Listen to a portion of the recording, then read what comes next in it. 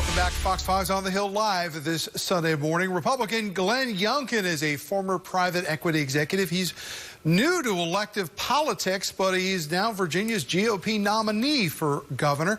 Republicans have not won a statewide office since 2009. So what is Youngkin's plan to win back the state's highest office to Republicans? Let's check in now. And we welcome in GOP candidate Glenn Youngkin this morning. Sir, how are you?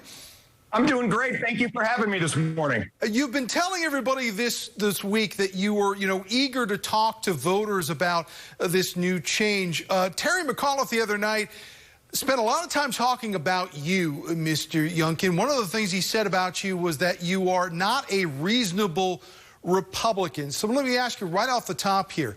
Donald Trump's endorsed you. Terry McAuliffe has tried to tie you to Donald Trump. Are you a Trump Republican?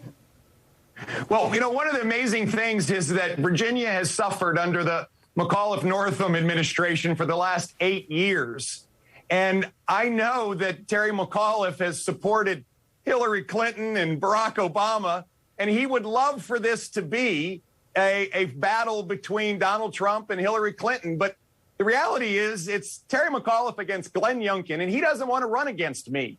In fact, the most recent poll says that we are tied. And I've been in politics for 20 weeks, and he's been in it for 40 years.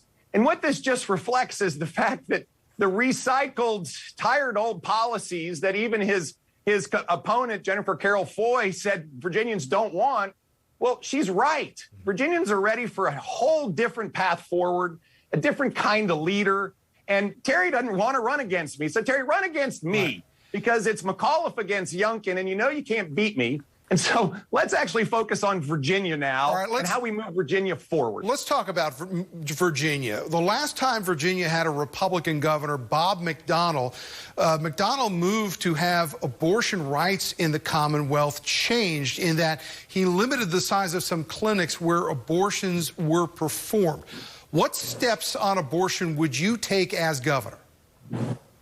Well, abortion is an incredibly emotional issue for all Virginians.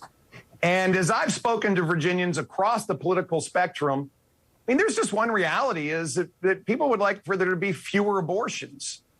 And yet we have Terry McAuliffe and Ralph Northam who have in fact staked out the extreme position where they want to support common sense legislation to enable abortions all the way up to the last week of pregnancy.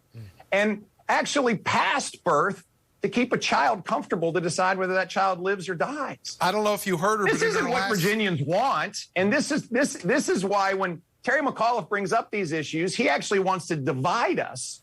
He wants to pit neighbor against neighbor as opposed to the common sense solutions that I believe going forward, which are not reflective on Terry McAuliffe's positions, which are pretty darn extreme. I don't know if you heard her in her last segment. We had the Democratic chairwoman of Virginia on, and she said that the moves that Democrats have made in regards to gun control, she believes are in line with where Virginia voters are right now. As governor, would you attempt to roll back some of the things that Democrats have done as far as enacting stricter gun control in Virginia?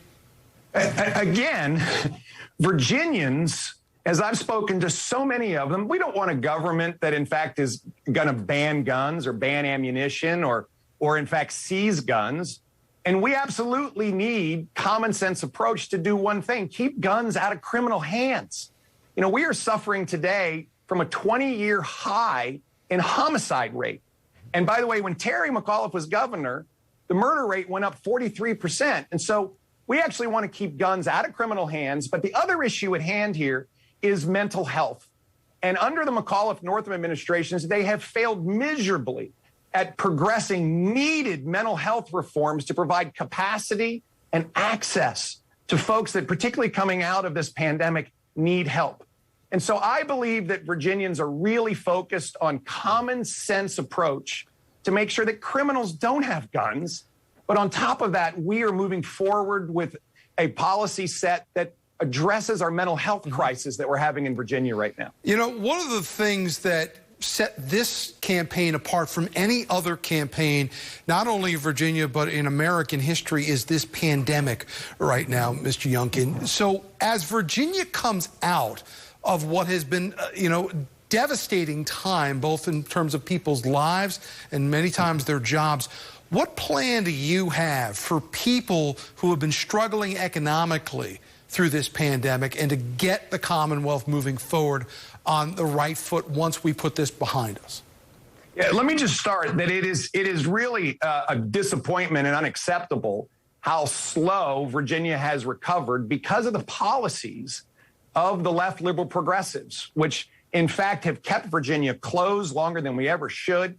We're continuing under a state of emergency when we should absolutely not be right now. Well, you know, in fact, Governor Northam says that the revenues are up 66%. So it seems like the state is positioned to get out of these starting blocks faster. So would you be prepared to take that baton and move forward?